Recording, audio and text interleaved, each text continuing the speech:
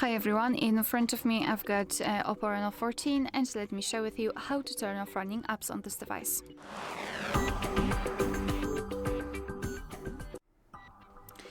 So let's begin with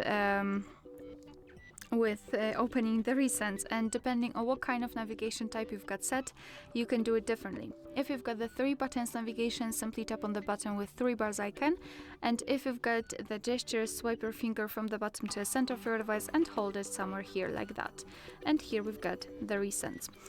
Basically, if you wish, you can close them one by one manually, but if you've got a lot of apps opened, I highly recommend to simply tap on close.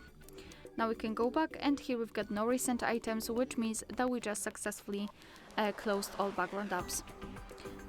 Alright, so that will be all. Thank you so much for watching. Please hit the subscribe button and leave the thumbs up.